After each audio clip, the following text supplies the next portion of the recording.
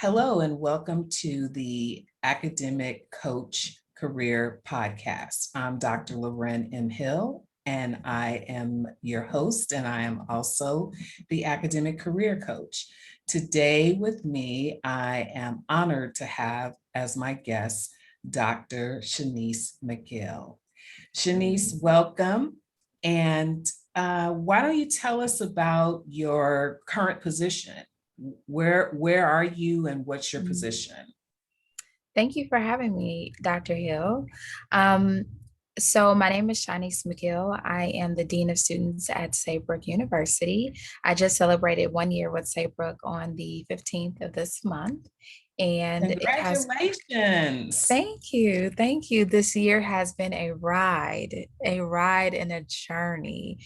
And I'm so grateful that I'm in this role and I'm having the opportunity to make the impact that I really desire on the student experience at Saybrook. So I'm happy, very happy. Great, great. Well, again, congratulations. I didn't realize that it's been a year. Wow, time goes so fast. I remember you and I were speaking about the possibility of you taking on this position. And I was happy when you were able to get the appointment, and even happier that you've been able to have some big wins in your position.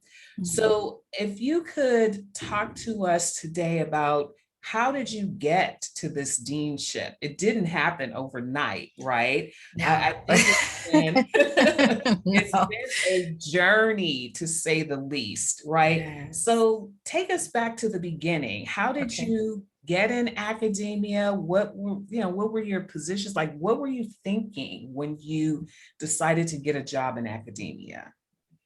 So, truthfully, I did not ever consider a career in academia. Academia was not something I ever thought about.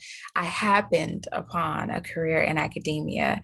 After I graduated from undergrad, I worked at a nonprofit as a youth advocate, and I got homesick.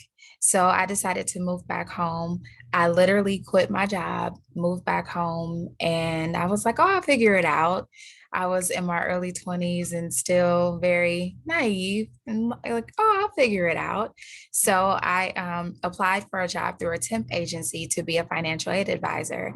And the position said, oh, no experience required. We'll train you.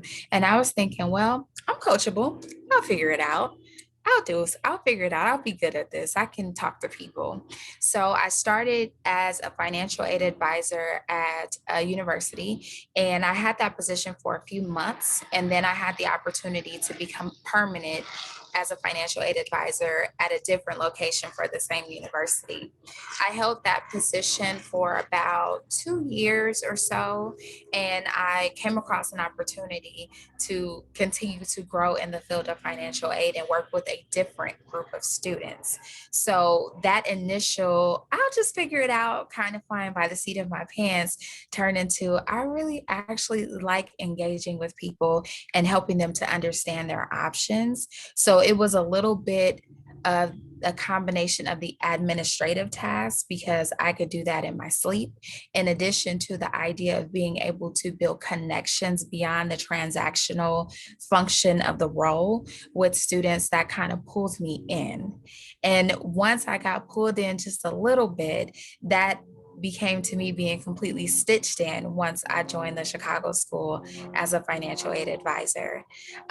When I joined the Chicago School, I was thrilled because I was working with a completely different population of students. So I went from working with vocationals and undergraduate students to working with graduate students pursuing master's and doctoral degrees. So through that time with the Chicago School, I got to learn a lot about the field of psychology, a lot about the student life cycle, and the role that I had as a financial aid advisor and how that fed into and shaped people's experiences with the university. So I had that position for about 4 years, and I had a desire to grow. And within that, I started to talk with my colleagues who worked in student affairs, and planting the seeds of a master's degree and what that could look like for me. And at the time, I was a little timid about it. Like, oh, I've been separated from school for so long. I had become comfortable in my position. I had a new baby, and I was thinking, I don't know if I'm ready.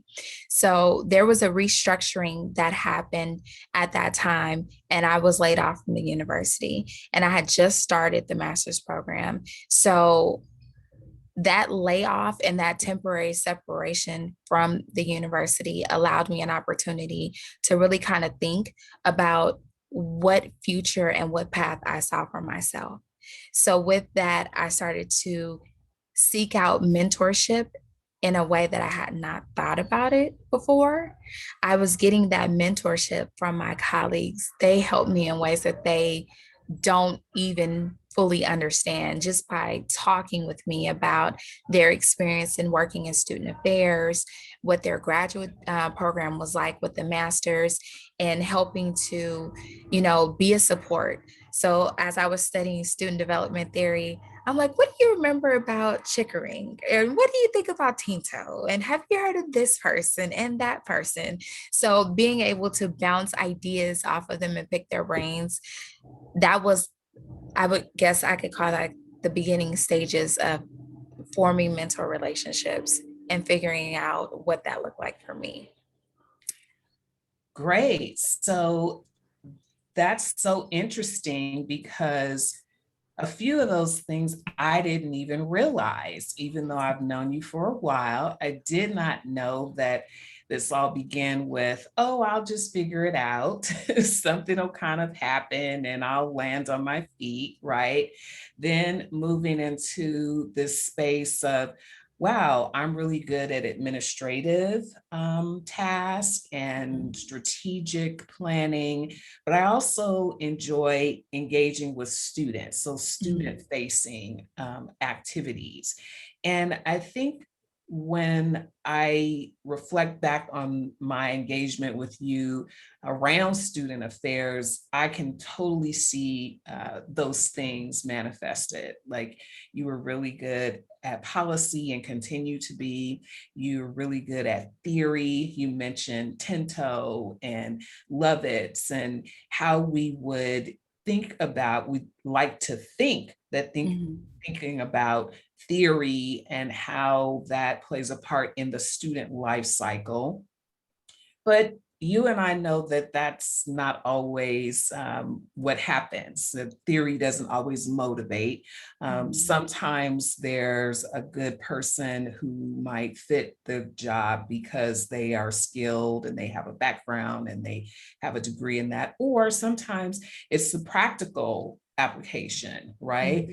And so would you say that helped me, what helped you, if you will, is talking to your mentors and being able to integrate that theory and the practice, and then having them talk to you about their experience of working with people who either had the degree in the theory, but they didn't have the practice. What did you find?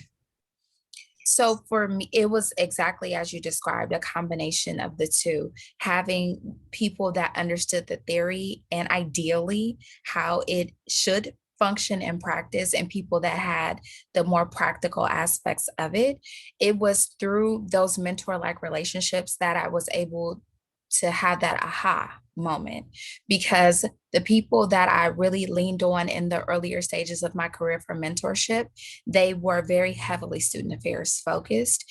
And it wasn't until I started to engage more with faculty who were in the academic roles that it all started to really gel in terms of me understanding the curriculum, the program requirements, and what we required from students to complete the degrees, that it all started to make sense. So with that, once I transitioned into a student affairs role, it was like, aha, I have this, these mentors that I can lean on to kind of identify some best practices, but I also realized the value in having these relationships with our faculty so that I can pull them in as resources to help me out in these areas that I don't necessarily understand, because I don't have this background in psychology and training that our students are seeking but I can lean on their expertise by building these mentor-like relationships with the faculty by way of a knock on the door, how are you, kind of buttering them up, if you will, sometimes to say, can you help me? And usually it was like, okay, what do you need? So building those types of relationships and just being very genuine with people about my desire to understand and learn about what they did and helping to kind of weave and make those connections definitely allowed me to build solid and trusting relationships with our students, our faculty, and our staff. So this is a great point that you make, or several great points, I should say. I heard you talk about interpersonal skills and relationships, right? Mhm. Understanding that the student experience is really colored by those interpersonal interactions that happen with faculty, that happen with administrators, would happen with their peers. So the college campus is this hub of interactions, right? Personal interactions, interpersonal interactions. And sometimes the student can either be stressed or supported based on who's doing what to whom at that time. And when I think back on some of the work that you and I were able to collaborate on in terms of student services and disciplinary committees, I really appreciated when you were able to come in and talk about the policy to the students. But before the meetings, you would often seek out faculty and say, can you help me understand Mhm. how this plays out in a practicum experience, or how it plays out in a classroom experience? And I think that for me, it was refreshing because it opened up a conversation. Mhm. And we were able to partner in sometimes some challenging meetings where students, even though they may have had some infraction, they felt appreciated, heard, and supported. They didn't Mhm. feel like, somebody was just coming down on them so hard and not listening to them.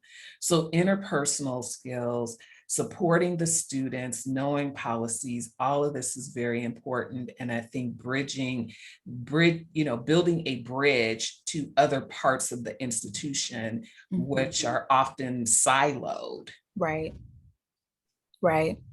Academic affairs and student affairs could not live on more opposite sides of the university.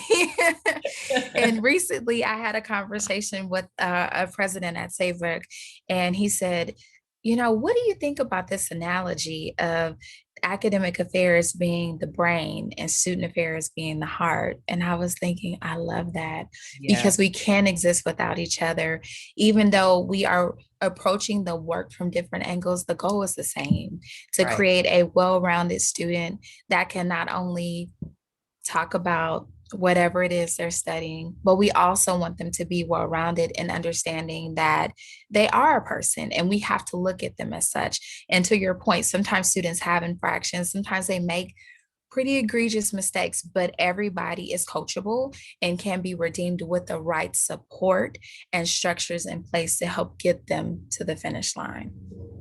This is great. And I can see why you are an asset to not just your university, but to the field of academia. I'm struck by the parallel. As you know, I'm a licensed clinical psychologist, and oftentimes when I'm working with clients, I am telling them about this client-centered approach. So they may have different agencies interacting with them, or different therapists interacting with them, or different specialists. But if Mhm. we as a team see this person as the client that needs to be supported, then we're not in competing camps, right? Correct. So that is really part of the mindset that I took with me to academia, is that we are student focused. We should be, right? Mhm. The students are here. They chose us, we chose them. So how do we move this relationship forward so that the students meet their academic milestones and have a good experience or a rich experience, and satisfaction, student satisfaction is up. It's not always going to come out the way that we'd like it, but I think Correct. we do our part, as administrators, as faculty, as staff, then it certainly makes the journey easier. Mhm. I wanted to circle back around to you because I think we put a pin in your career journey at the Mhm. master's point. So you went on, you earned your master's degree. And as I address you, I'm addressing you as Dr. McGill. So I know that there was another degree along the line. So tell us about why you decided to get yet another degree, and how has that worked in your favor, or how was it challenging? I decided to do the doctorate because I've really, so the Chicago school stitched me in to higher education. I had a couple of different positions at that time under my belt, and I was like, this is feels right. This is what I'm supposed to do. I found my tribe, if you will, in higher education. And I knew that I had a desire to continue to grow. And I also understood that if I desired growth, that it would happen a lot faster with a doctorate degree under my belt.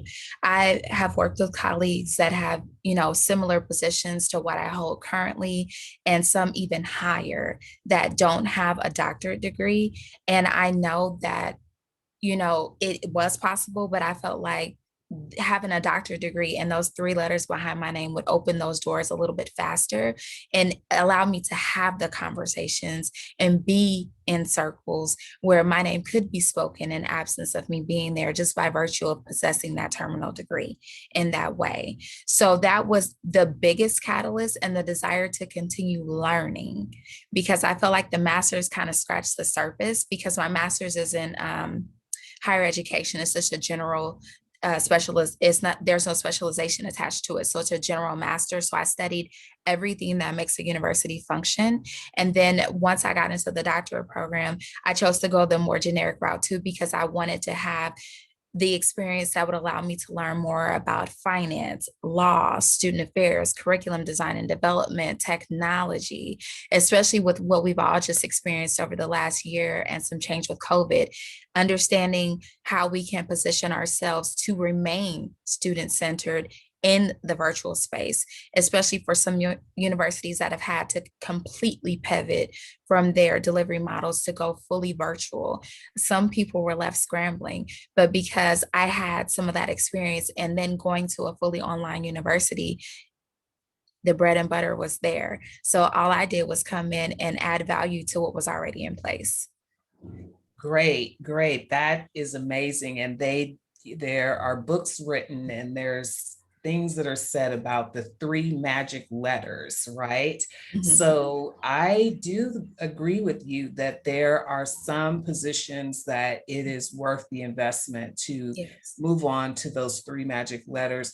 I coach people and work with people and support people and mentor around administrative appointments and staff appointments. And some of them have a master's, some of them have a bachelor's, some of them don't yet have a doctorate and are considering whether or not they should go on to a doctorate.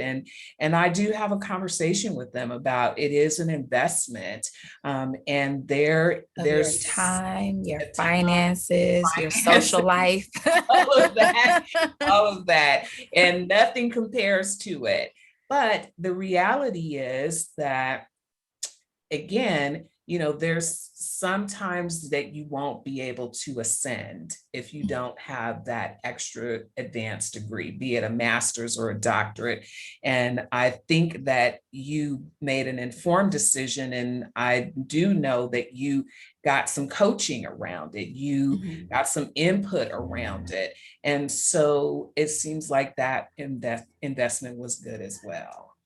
Absolutely. And I really appreciated going through the doctoral program because more than anything, I learned, yes, I did, but it pushed me outside of my comfort zone that I had gotten so accustomed to thinking outside of the box and considering the and, as you like to say, and what these options look like. Because once people know, even through general conversation, that you're in a doctorate program, depending on who you're talking to, you get the, huh, okay. And people are more inclined to listen to what you have to say. And then once your degree is actually conferred and you have those three letters, now you're positioned as an expert. So it has definitely served me well. And I would not have been able to make it through my doctoral program without the support team that I built to help keep me afloat and keep me leveled and talking me through, university closures and do I publish or do I not publish my dissertation? And my dissertation chair won't respond to me. What should I do? I'm not trying to end up in a conduct case. Like, how did we get here? Like, So I love that you're talking about this because it seems to me that since you have achieved your bachelor's, master's, and doctorate, and you're in higher education, and you're currently at a university that awards doctoral degrees, mhm, you have the lived experience of going through a doctoral program, meeting some challenges, there's some highs and some lows. And mhm. so you can relate to the students in a particular way, the stressors that they may be experiencing, or even the joys that they're experiencing. Yeah. And it helps me a lot, especially because I finished my doctorate last year. It was conferred in the middle of COVID.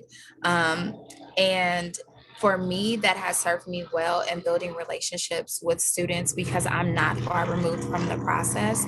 So, they feel comfortable to share their highs and lows with me and to come to me and, times where they may be experiencing some sort of difficulty to get that advice of how to manage the relationships with their faculty. And I lean on a lot of what I learned from my mentors. And I also encourage my students to find mentors.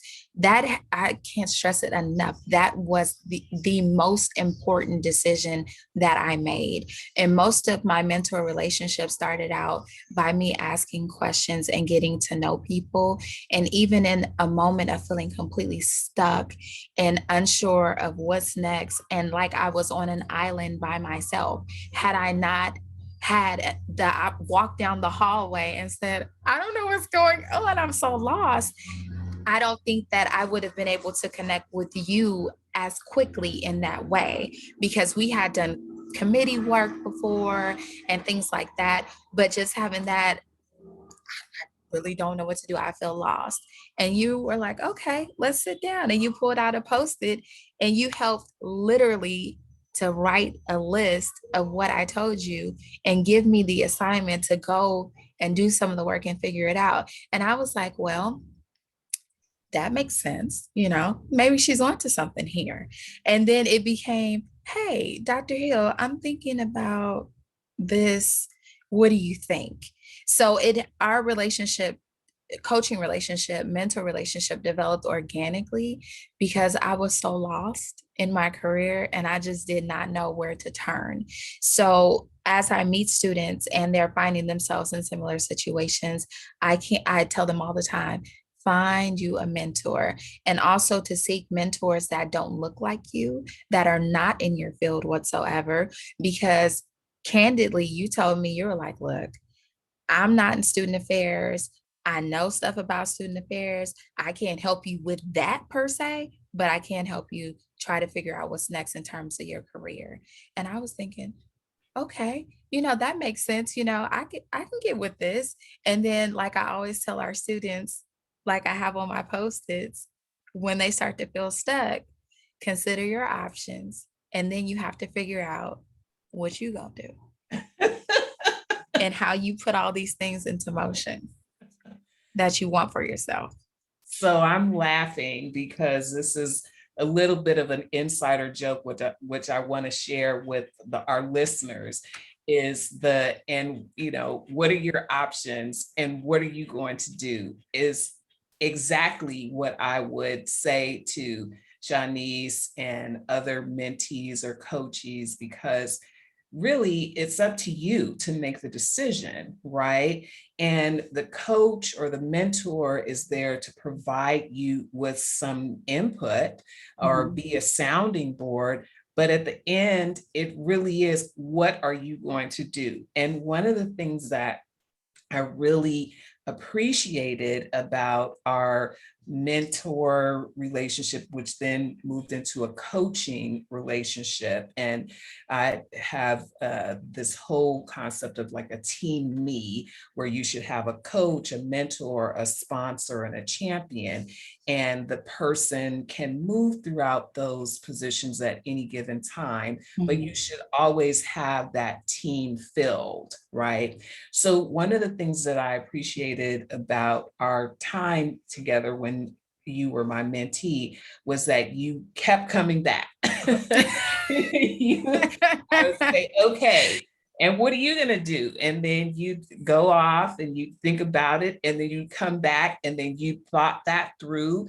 You've made your decision, and then you were ready for the next step. So that's all part of a strategy. And Mhm. so approaching your career strategically is important. And as you mentioned, maybe your coach doesn't have a specific discipline that you have. Their degree may not be the same.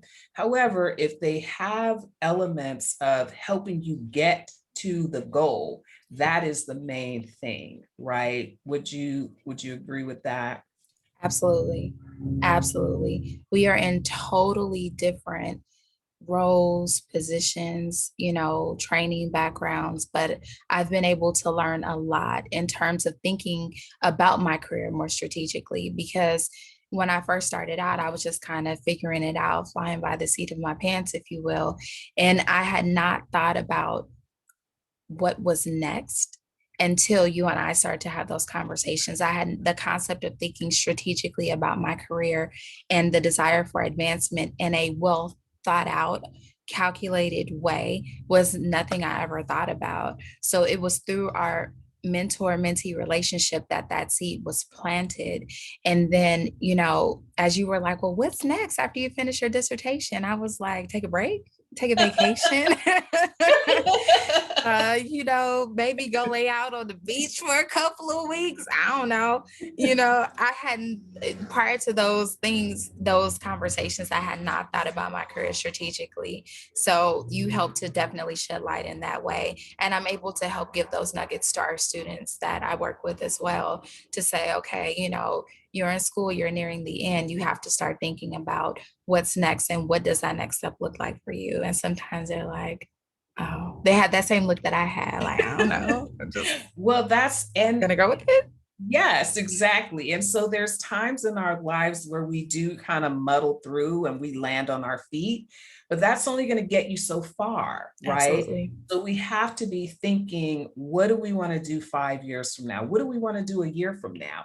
When we take a position, what's our entry strategy and what's our exit strategy, right? Forward Mhm. thinking is something that humans have been gifted with. And I'm happy that there are times when I can engage people around this. Like, okay, what do you want to do eventually? And you want to stay here? If you do, that's fine. Well, what does that look like? Or do you want to move? What does that look like? Do you want to advance? Do you want to do a lateral? All of these things are open. So I am so proud that we had a chance to talk today. and learn more about your journey in academia and completing your doctorate and getting the appointment to a deanship. So, should I ask what's next, Dr. McGill? You know, honestly, I am still in my entry stage, if you will, at Saybrook in my current role. I just made a year, so I'm reflecting on what I've been able to accomplish and charting out forward thinking what this year two is going to look like for me. Actually, I've done up to year five in terms of what my goals are for expanding student affairs into a full blown division with multiple departments and things like that. So I've been able to engage in some strategic planning at the department, soon to be division level. But in terms of what's next on the career path, I'm still figuring it out. I will say that. Well, But that's I good. plan to go higher. Good. And I can say with all confidence that I'm expecting that one day it will be provost or president. And I want to open the first bottle of champagne with you because we are going to celebrate the successes and the wins. And Mhm. so, thank you again for taking time out of your busy schedule to talk to me today, and provide our listeners with some great information about your career in the administrative side, being staff, and how you were able to ascend, and how coaching from me helped you, and how Mhm. having a team with mentors and sponsors, all of that is very important. And I think that we see the fruits of those seeds that were previously sown. So thank you again for joining us today, Dr. McGill.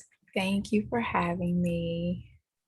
You're very welcome. And you can find this podcast anywhere you listen. It is again the Academic Career Coach. I am Dr. Loren M. Hill. I hope that you enjoyed this, and we would like you to like and share. And we will see you next time. Thanks so much.